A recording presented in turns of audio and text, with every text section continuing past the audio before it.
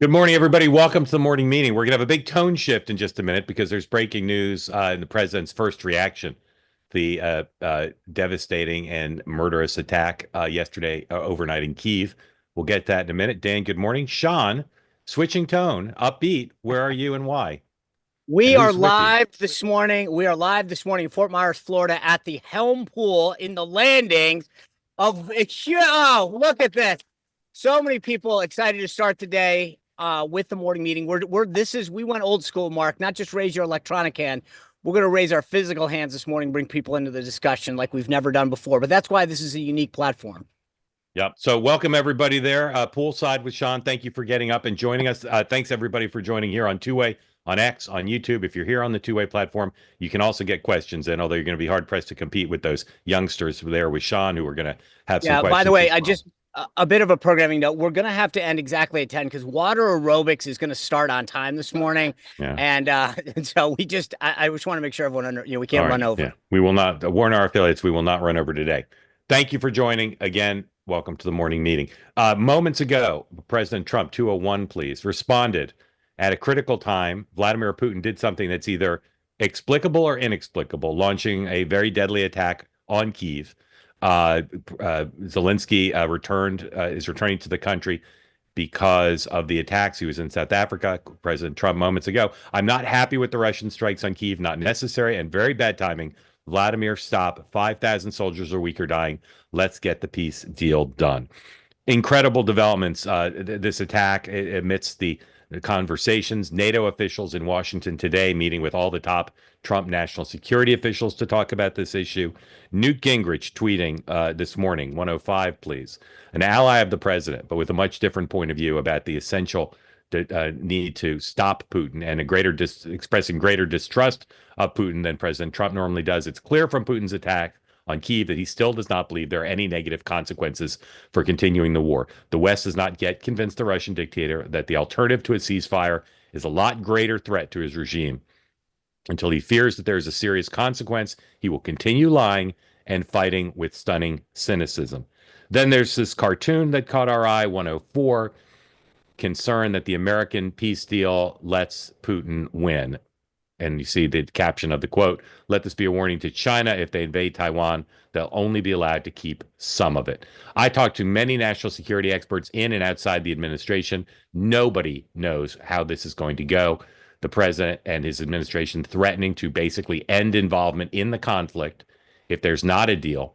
A lot of mistrust of Zelensky, who will be in Rome with the president in 2 days. A lot of distrust among some Republicans of Putin and a fear that President Trump, despite his Truth Social post this morning, is not doing enough to make a deal that will be fair to both sides. So, gentlemen, Sean first, how do you think this is going to go now? Do you think that this is all bluffing and the parties will come together, or do you think there's a real chance the administration is going to walk away from military and intelligence assistance?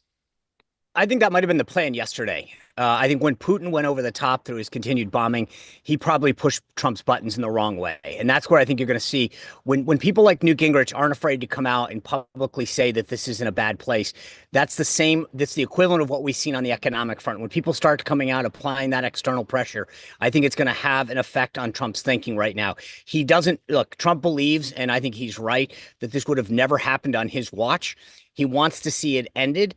And I think he's put together a very, very robust plan to end the peace. If Putin doesn't take this, Trump's going to take this as a personal affront.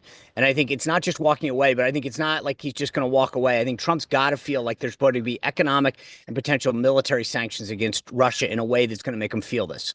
If what? If the attacks continue or if Putin doesn't agree to a sweetheart deal? Both.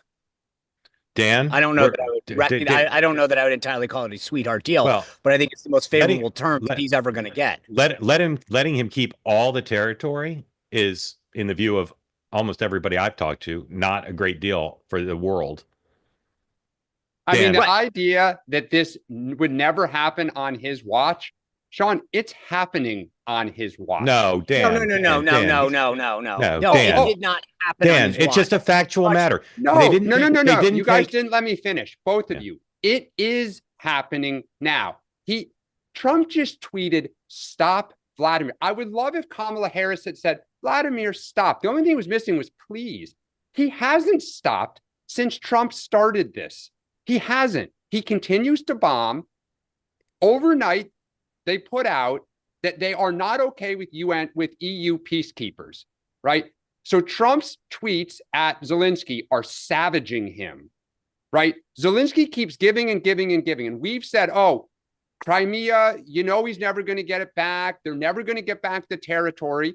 Okay. And we've all said that peacekeepers, to make sure Putin doesn't do this anymore, have to be part of the deal, right? We've all said this.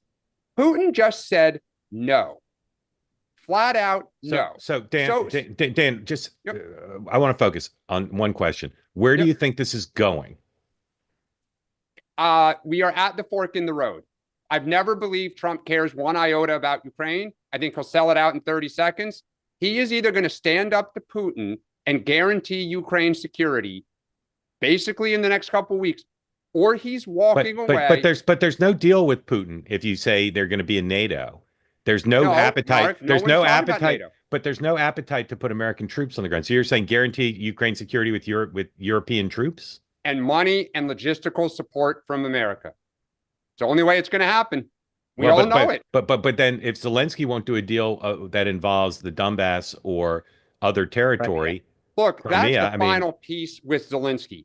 He has pounded Zelensky and pounded Zelensky. He does not pound Putin. Putin keeps playing him.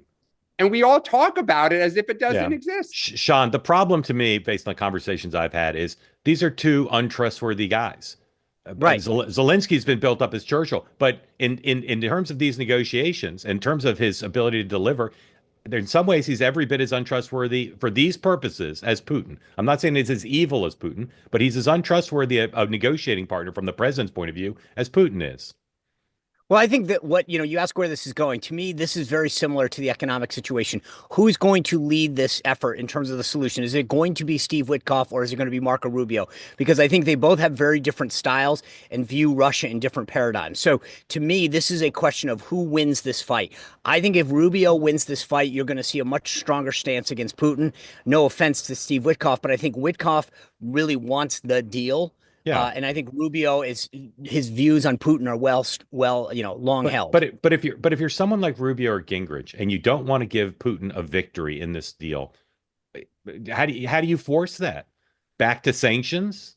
I mean, no. You got to do something. I mean, that's the point. I get what we're saying. I mean, when you talk about Crimea and the Donbass and all that, the answer is then what else? Because right now, for 4 years, no one else has put together anything close to a realistic plan for peace. Not one person, right? So the Europeans haven't done this. No one in the Biden administration did it. So it's great to criticize Trump, but then come forward with a plan and say, here's what it looks like. But what's Trump's plan? Well, hold on. Before you answer what's Trump's plan, what is Putin's goal?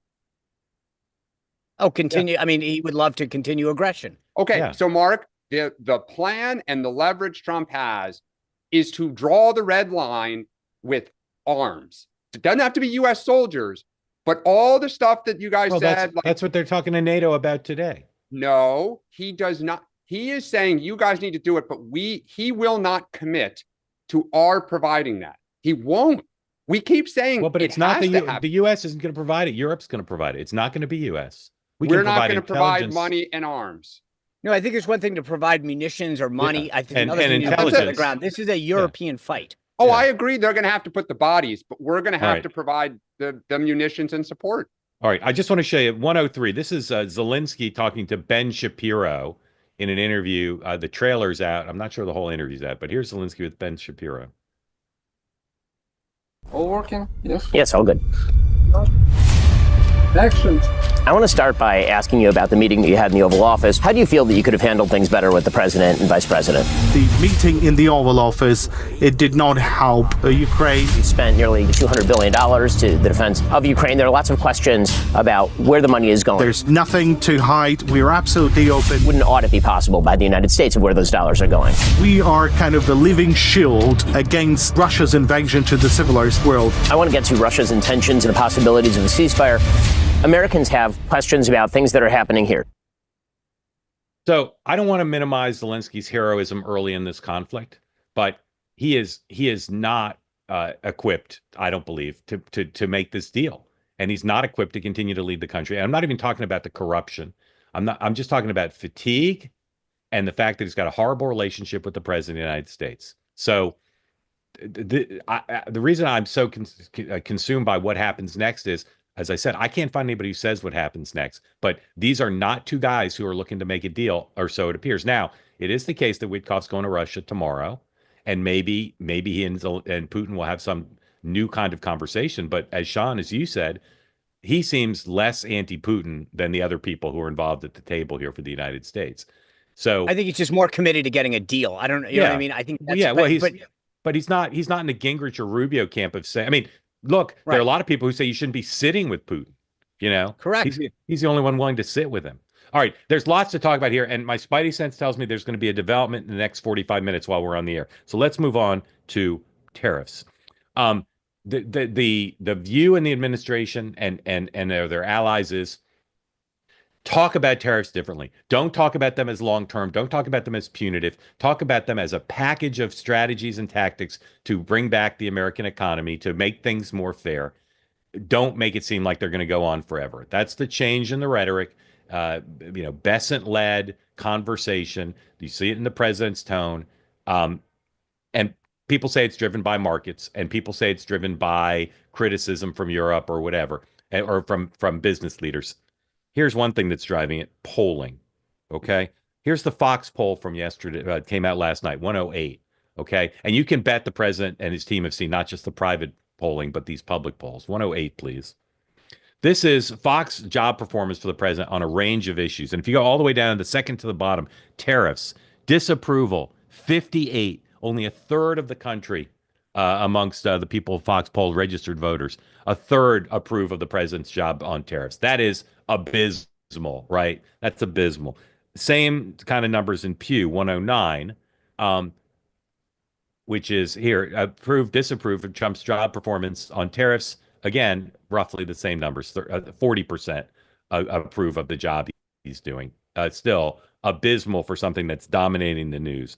So, Dan, is it enough to turn these numbers around? And by the way, when people say, well, the president's numbers are down on even on immigration, I think the tariff thing has been so big in the news and so top of mind for folks, along with inflation, that it's driving his numbers down on everything. That they're not saying they disapprove of tariff of his immigration policy. It's just driving him negative amongst independents in particular down. So they're saying disapprove to these pollsters. Is it enough for the president to talk about tariffs differently and pursue the same policies, or does he need to change the policies to get these numbers back up? I'll just quickly say on immigration, I saw the first poll. It was YouGov asked specifically, should Garcia be returned or should he remain in El Salvador? 51% said he should be returned. 29 said he should remain there.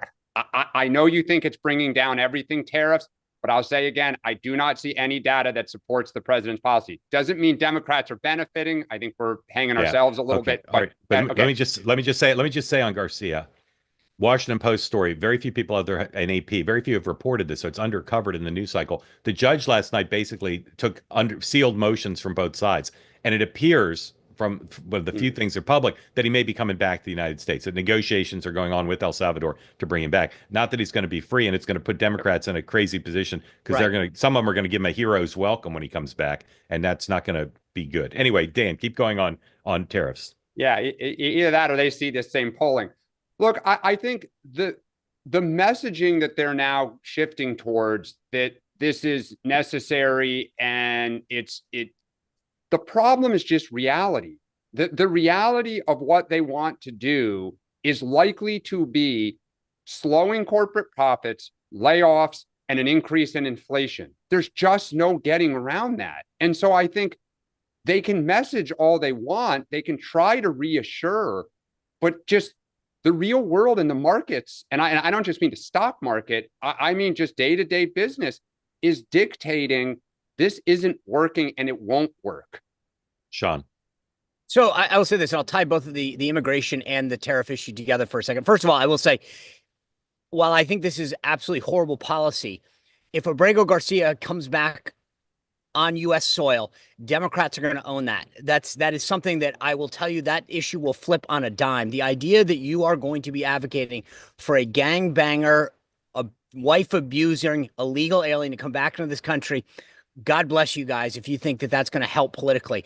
Secondly, where I think that there's a problem both on the tariff issue and on the immigration issue is a lack of consistent messaging. Okay. Chris Wilson, who will be on my show tomorrow night, has a brand new deck out. And what it shows is that when the issues are framed in specific ways, they are popular. I think the problem the administration's having, specifically on tariffs, is what we've talked about before. Is it to bring, to create more of an onshoring of manufacturing back to the U.S.? Is it an issue of fairness? Is it an issue of deficit reduction? People will buy into the idea of an onshoring, bringing manufacturing back in fairness. I think they've got to be more consistent on the messaging, but when you look at it in those frameworks, it actually is a winner. I think the only challenge is it's a winner in the abstract. It's not a winner in reality. If you said to people, you're going to have prices go up 10% by September, or we're going to try to reshore, don't think it's going to happen. Okay, let me say one thing about polling, then I got to double back because I never did do the daybook because we jumped right into Ukraine, and then we're going to talk about a new issue. Folks, I'm not a big believer in all polls, and I understand why there's skepticism about polls, and polls are sometimes wrong. But I don't read the chat, but I glance at it. To call polls you don't like because they run against your side, fake polls, is really, really silly, okay? Every poll is showing the same thing, and the polls are not biased.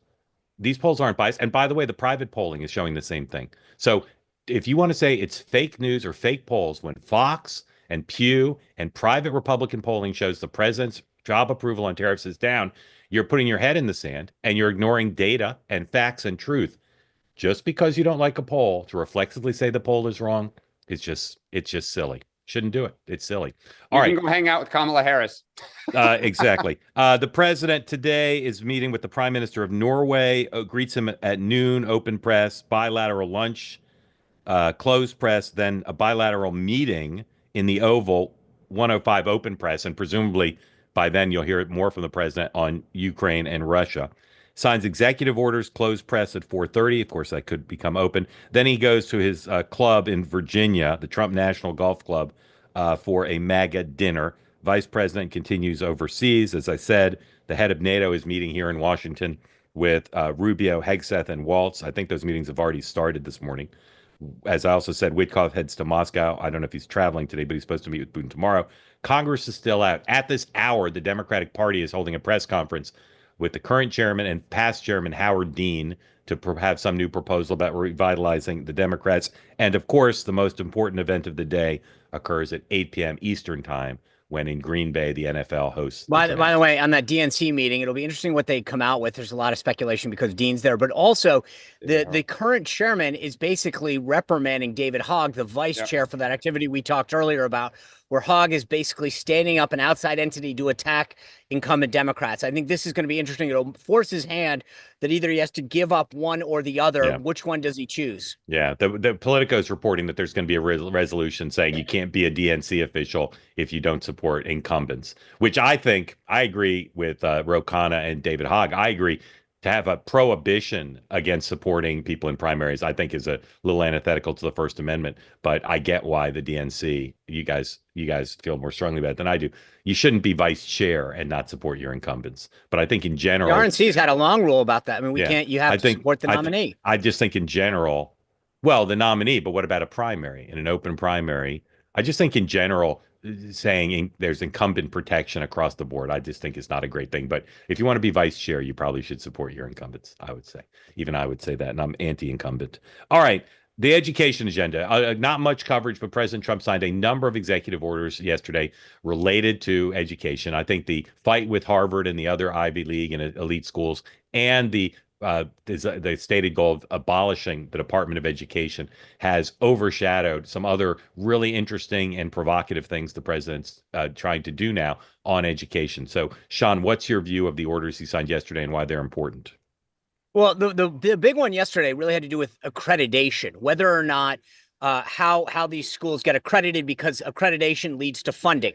So it's all part of it. And I think what I think is fascinating about the approach here, and this is where I go back to why this term is so consequential. They've been able to game out this. It's not just attacking Harvard or going after their endowments or federal funding. This is literally getting at the core of the issue, which is if you can go after the what gets them accredited, the gateway drug to federal funding, if you will, that's the key to this thing. I love how their approach is very different. It's much more methodical, much more thought through. And I think, again, this is like the Maha movement issue that we discussed yesterday, where it's not getting the attention it deserves. So I like the way that this is being handled. I think there's a lot of support for this.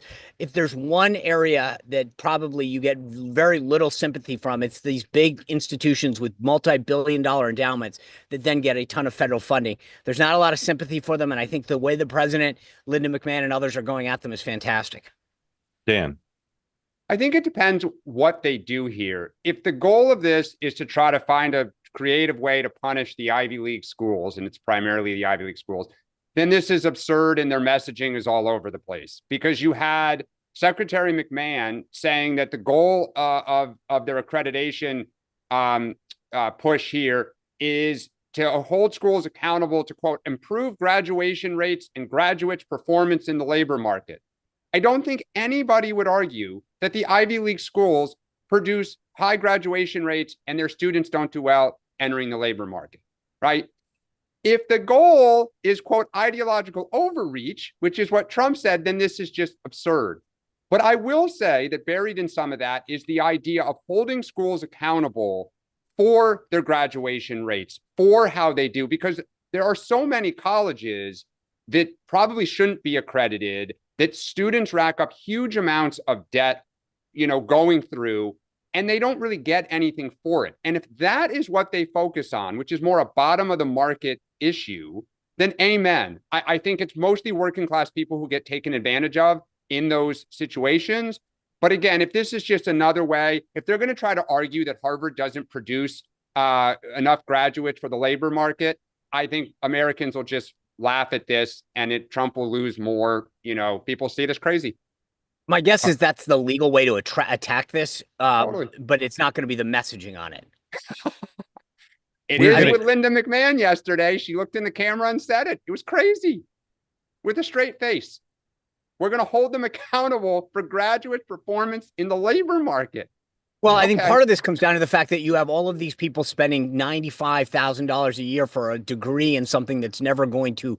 So it's one thing to say Harvard produces smart people. There's no question about that in a lot of fields. But you're piling on a ton of debt on a lot of other graduates that will never make back that money, regardless of where the degree is from. All right, we're gonna move on. We got a couple more topics, then we're gonna get to your questions, including some there with Sean in Florida. And again, if you're watching on two-way, you want to get in, please raise your hand.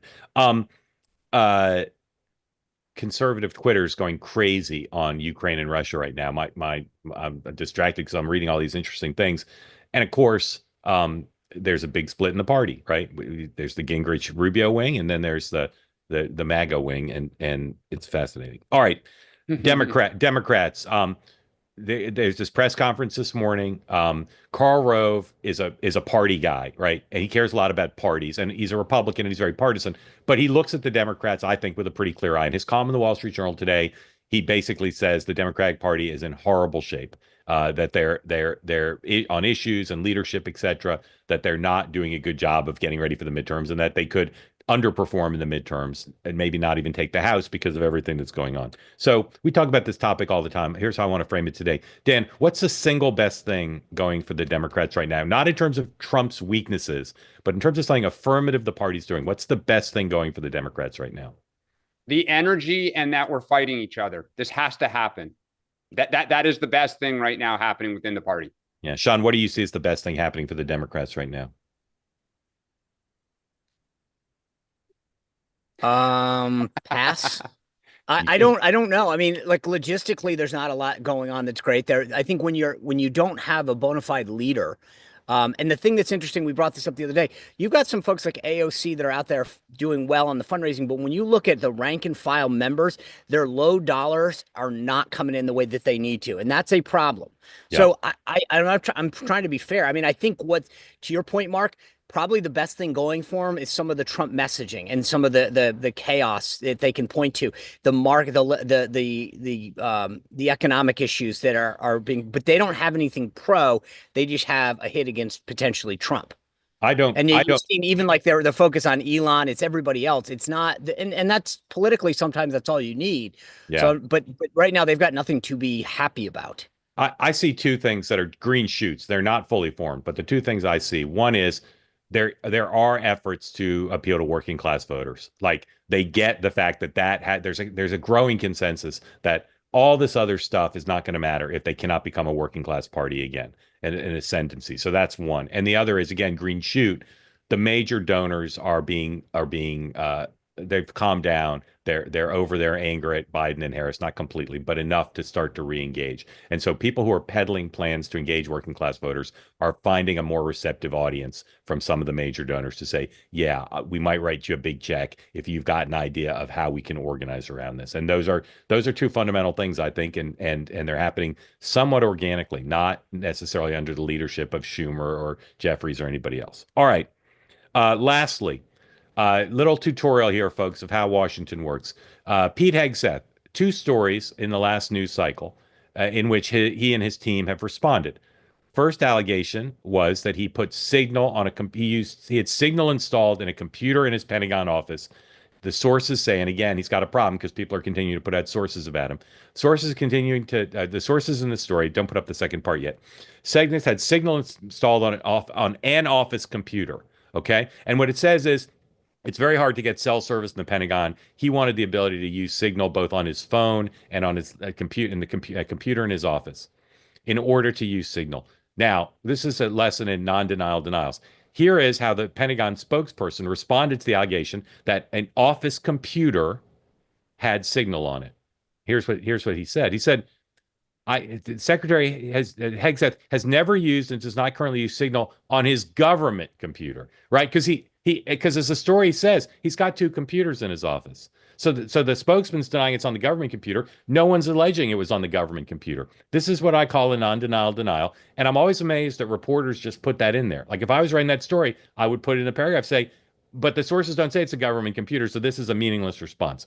That's the first Hegseth non-denial denial. Here's the second one. Second allegation from CBS News is that he ordered there be a makeup room put next to where he does his hits in the Pentagon, presumably so he could get makeup before he does a hit. So here's what Hegseth himself spent part of his day not reviewing battle plans, but responding to a CBS report about a makeup room. He says, totally fake story. No orders and no makeup, but whatever. Then he makes a joke about a tampon machine. Again, doesn't say that there's some room installed, doesn't deny that there's some room being created to facilitate his TV appearances. You know, no orders, no makeup. It's a non-denial denial. So, Sean, how do non-denial denials happen? Like, how do press people come up with these ridiculous responses and think they'll work, besides the fact that the press, for whatever reason, often accepts them? Well, because I think sometimes you're trying to explain. I mean, they've got to figure out how to explain the issue at hand, but sometimes the reporter doesn't. I mean, to me, both of these stories are stupid.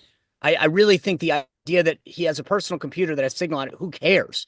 Well, because there's also reporting that he's using Signal to improperly share information. That's that's the point. That's different. But sure, okay, then that's a different thing. But to say that he has a personal computer that has an app on it, but that's not what his spokesman said. His spokesman didn't say, I get it. Got a personal computer and Signal's on it. Instead, he says a non-denial denial. He says there's no Signal on his government computer. If there's nothing wrong with having because they're just trying to they're trying to deflect, right? That's the idea. Right, they're basically trying to say, okay, but because what you're doing is if somebody makes an attack and you know the attack is false, but they're just off the target, if you will, then you just deny that the hit is wrong from the jump. So right now the allegation was he used it on his computer, and their thing is, well, great, he has a personal computer, who cares what's on it? The second issue, which is frankly really stupid, is that I'm sure like a lot of briefing rooms, there's a hold room off to the side. A green room would be the parlance that you would use in TV world, right? And so they apparently have retrofit a room and are trying to gin it up. It's like some kind of makeup room. There's no makeup artist. There's no allegation of anything. To me, again, another stupid story. And this is what happens Where I will say the other day is when you have an issue where you've gone to war with the press corps, they will pick apart any little nuance to take pot shots. I agree with you almost everything you're saying, but I want to focus on this non-denial denial thing. Like, how do these people come up with the chutzpah to say there's no signal on the government computer when that's not the question? Because you have two choices when you are confronted with facts. You can either lie and say they don't exist, but they know, because this is not the war with the media. This is a war with their own team. Their own team knows what happened, right? I'm sure they've been in his office a lot. They've seen his computer. They're on these group chats. And they know that he gets makeup before he goes on. So you either lie or... No, there's a difference. A lie is something that's demonstrably false. If someone says that you're setting up a makeup room and it's not then it's not true. Okay, so it may be nuanced, but what's the room? Like, if the government's functioning in the public interest, I agree it's not the hugest story in the world. But if they're going to engage with the reporter, they should say, yeah, there is a room and here's what it is. Right. But so if you're not going to lie, then what you do is it's Clintonian, right? It is you answer the question that you want to answer, not the question that's being asked. Correct. Everyone here has been a part of being instructed to kind of, look, I think such that the average person can't pick it up. And then you go back, Mark, there's the story of the Clintons. They'd have the press conference. You think they talked a lot. They said something. You think you have it. You went back and you read it and you're like, shoot, they didn't directly answer. Just to be clear, I'm blaming the media as much as I'm blaming the government officials. I don't understand why these reporters accept answers like that. I'd go back. Wait a second. You go to somebody and you say you're setting up a makeup room and it's not for that. You have a right to make a denial. But do the other one. Do the other one. They say there's a personal computer in his office that has signal on it. What do you say to that? And they say there's no signal on his government computer. It's just non-responsive. You're trying to make sure that everyone knows the difference after the accusations that came through. First of all, again, I think the bottom line is if IT approved it, then who cares, right? That's what they should be saying. Hey, I agree, but that's what I want them to say. He has permission to have a personal computer in his office, and he's permission to use Signal for government business that's non-sensitive in his office. Great. Give that answer. Don't say this bullshit non-denial denial. There's no signal on his government computer. And they have not cleared the use of Signal for classified information. Correct. Right, but that's a whole separate. Correct. All right. And that's not not like somebody I know with Gmail on their computer. Believe it or not, I could talk about this all day, but we're moving on. I'm going to take a question from the platform while Sean starts to line up folks to ask there. So Miles, come on in. Welcome in. Thank you for joining. Unmute. Tell folks who don't know where you are and what's on your mind. And thank you for being part of the two-way community, Miles. Okay, Santa Cruz, California. That's why you kind of see the sunrise. Thanks for waking up early, Miles. Three things. I'll go as quick as I can. First of all, you started with Ukraine. Remember the Oval Office dust-up. Okay, I watched that, and there was a bit on that you guys didn't comment on. That made my jaws drop. And that was when Zelensky said to Trump that, well, you're going to learn. Okay. Then he went off the rails. And he went on to this thing about, suddenly he's talking about the 100-byte laptop and how, Putin and I have gone through all this. Miles, if you got 3 points to make, you're going to need to make them quicker than this. Okay. You didn't say anything on that. We did at the time. We didn't today because it's old news. We're a forward-looking show. Okay. So the comment that I heard was Christine Rosen said her daughter asked her, does Trump really like Putin? Yeah. And there seems to be kind of a relationship there. That's a long-running mystery. Miles, I'm going to give you, Miles, I don't mean to be disrespectful, but we got lots of people want to ask questions today. So I'm going to give you time. You can ask one short question if you'd like on that topic or another. I just said on the tariff deal, I voted for Trump 3 times, but he jumped the shark on the. Why? Well, because that's what he wanted to do. Because you're skeptical his plan will work? Oh, it won't work. But Miles, he said as a candidate, tariffs was his favorite word, and he was going to use tariffs to change the world economic order. So isn't he doing what he voted for? How is what he's doing different from what you thought you were voting for on tariffs? I wasn't voting on tariffs. Okay. I was voting on getting rid of the Biden-Obama All right. thing. Miles, thank you. I got to move on. I apologize. But we got a lot of people there with Sean. Tariff things. Yeah. There's a China connection that could cause trouble. Okay. All right. Miles, thank you. Thank you for being part of Two-Way, for getting up early. I'm sorry to cut you off, but Sean has a question right there in person. Sean. Tell us who you are, where you're from, and what do you got? Okay, I'm Noelle Stasko, right here in Fort Myers, formerly from New York City. All right. My question is the frustration level that we all have. I mean, in Trump's first term, everything was impeachment. Now we finally get him back, and we have these judges every week thwarting him, everything that he's trying to do. And they have it right out. They actually said that they have meetings to discuss this and to go after him. How do we get anything done? Great question. Sean. Well, I think part of this, you're going to see a lot of action on the House side. Speaker Johnson's taking up some legislation. They've got a week dedicated to this after they return from their recess, where they're going to talk about reining in judges, focusing on the limiting the district judges to the jurisdiction that they're in, that they're going to do some stuff. I also think a lot of this is going to go to the Supreme Court, which is where Trump will likely prevail on most of the stuff, even with maybe not all with a 6-3 majority, but I think maybe in many cases 5-4. But I think that they recognize that this is part of the strategy. The second thing I'll say is, in many cases, this is about the political fight more than the outcome. Trump showing that he's willing to go do this, and then having a foil in the judges who said, hey, look, I tried. This goes back to Abrego Garcia. The court orders are going to come back. I'm not sure there's Democrats really that'll work for them, right? The idea that this wasn't part of this is what happens when the dog catches the car. Dan. So I just to clarify, are you saying that judges are meeting to strategize to block Trump? Is that what you're saying? Well, we had a Democratic congresswoman say that they meet weekly to figure out how to thwart Trump and his efforts. Sure. So two things.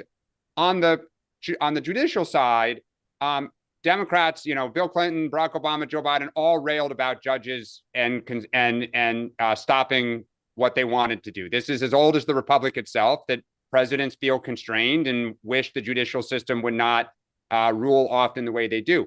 The second absolutely, Democrats meet to plot to try to stop where they disagree with Donald Trump, just as Republicans did openly when Joe Biden was in office, when Barack Obama was in office.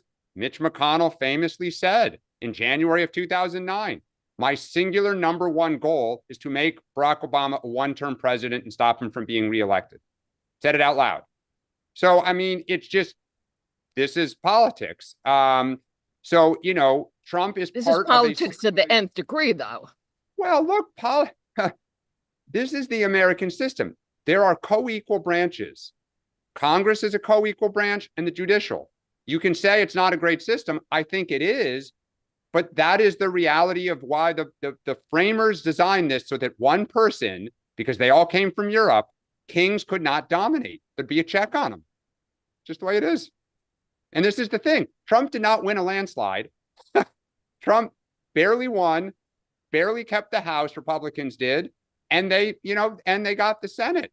But it was close, as Doug Sosnick talked about the other night. Yeah. Ma'am, thanks for joining. How is Sean being received there?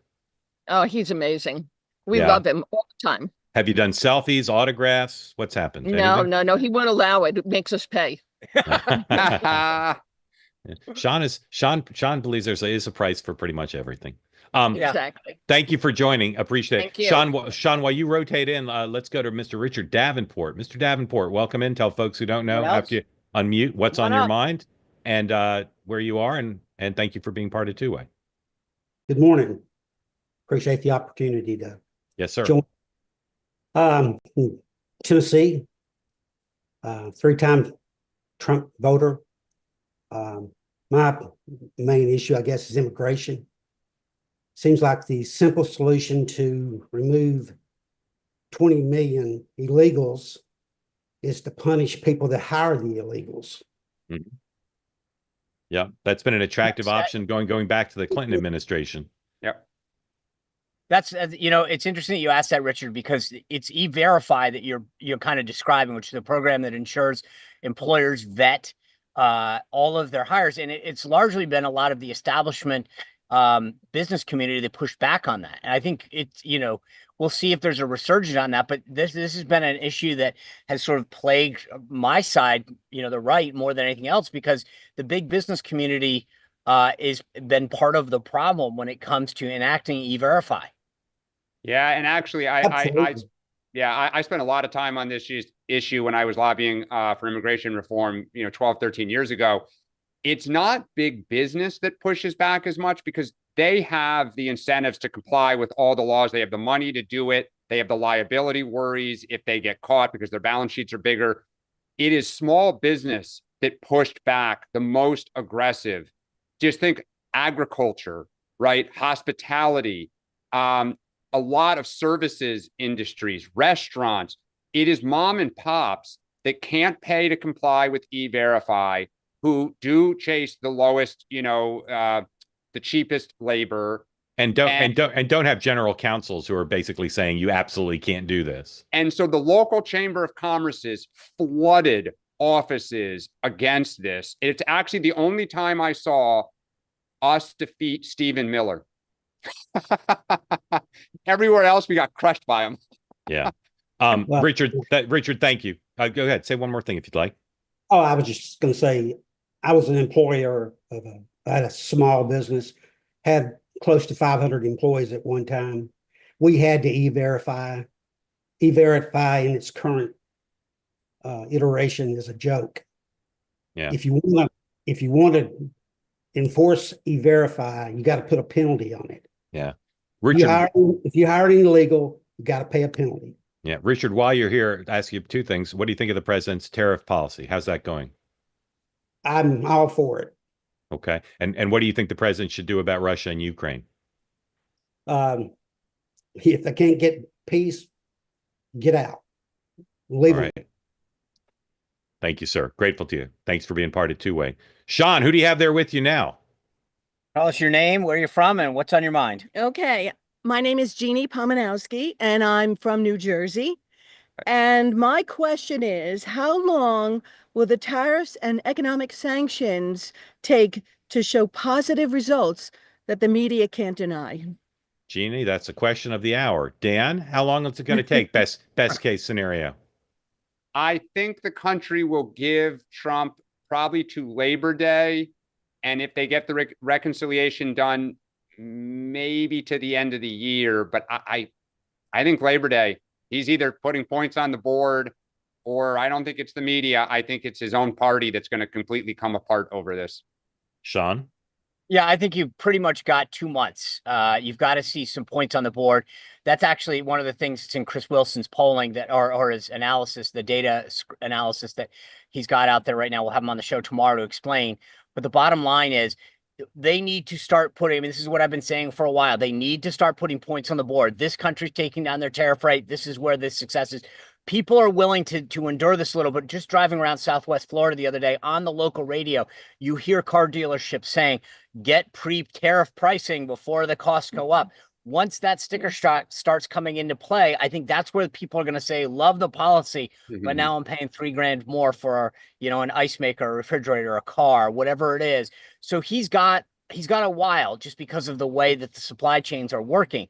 But at a certain point, that's where you're going to lose a little of the middle. I think the base will stay with him because they love what he's doing. They love the idea that he's fighting. But Trump's very responsive. We talked about this countless times. I think when it comes to him seeing that, he'll make a deal. But watch for some of these countries. Norway is very, very aligned with him. I wouldn't be surprised to see some very good, happy talk coming out of this bilateral meeting today. It's not just the president, by the way, of, the former EU NATO president Jens Stoltenberg is the finance minister of Norway. I think he's going to use that relationship with Trump. They should have a positive meeting today, something result oriented. But if he can show with Japan, India, even some of these things that something's happening, to Dan's point before, as long as there's points on the board, I know some people are going to say, you didn't get 10 points, you only got 3, but 3's better than none. And I think going through this, starting to right the wrongs that have been happening over the decades, is something that they're going to need to show, and I think they will show it. I think one Jeannie, interesting. yeah, go Sorry, go ahead, Dan. I was No, going to go say ahead. one thing that's that I'm really curious about is you're seeing talk of frameworks being agreed to, but frameworks are not deals. And what I wonder is if they attempt to say, kind of like Live Golf and the PGA, we have a framework, and now we're going to kind of go quietly fill in the details. And of course, 2.5 years later, they still haven't been able to agree. Do they try to sell frameworks that are very high level and they never agree to details and they fall apart? Well, again, Dan, what it'll matter is, because you're right. I mean, it's like communiques after a G7 or an APEC or an ASEAN, right? They all are great happy talk. The answer will be if he can put a pause and say, hey, we've agreed in principle the following. I'm taking the tariffs down. So you get the political win and the economic benefit, if you will, of taking the tariffs down.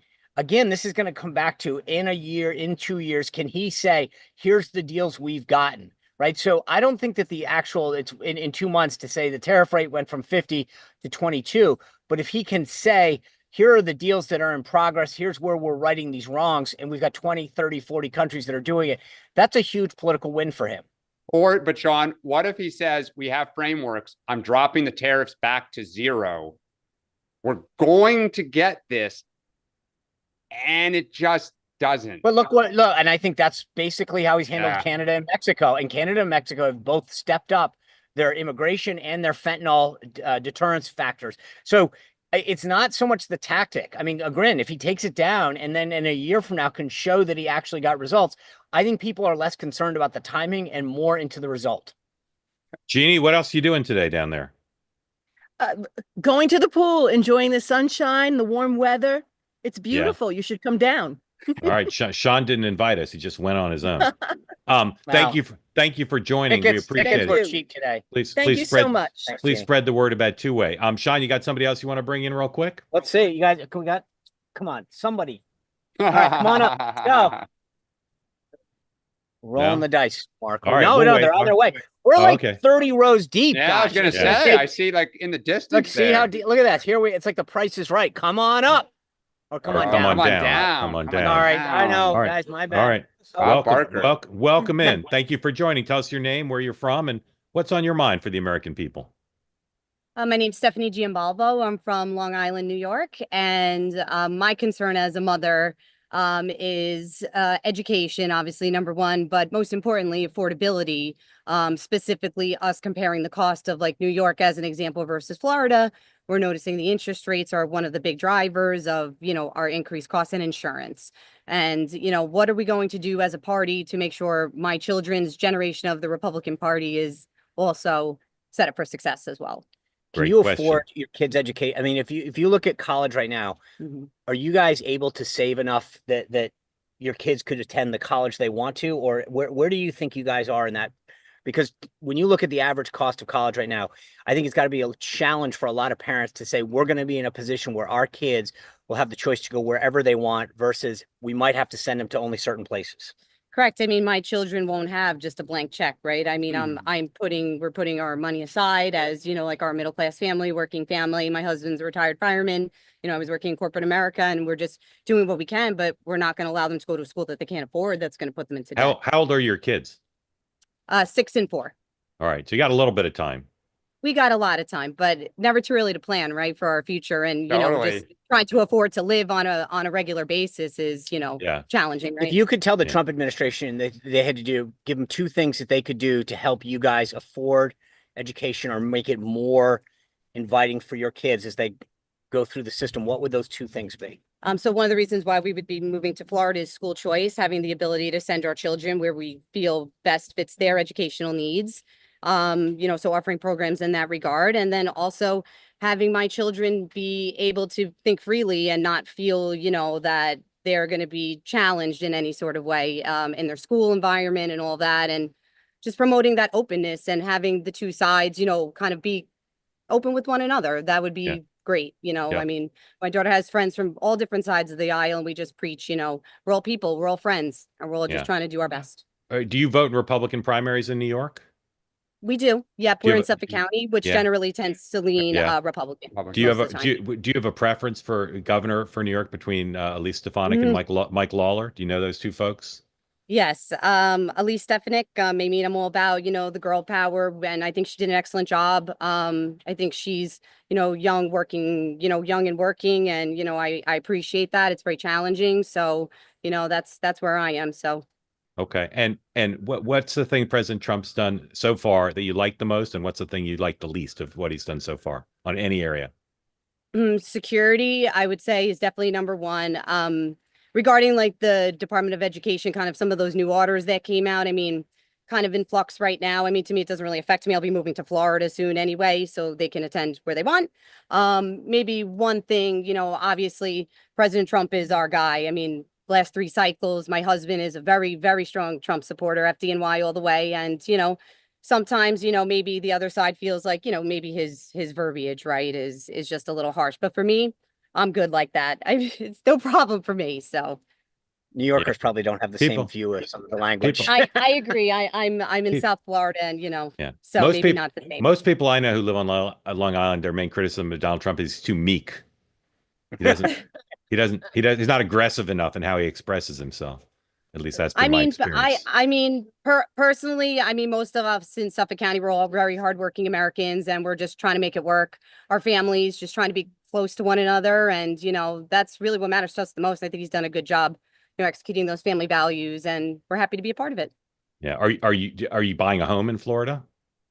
We are. We actually are owners in the Landings here. We have a condo, and then we'll be coming full time with our children very soon. Going to look at a school tomorrow, actually. Okay. Well, good luck with the move, and Thank you. congratulations on not having to pay income tax anymore. That's good. Yeah, it's great.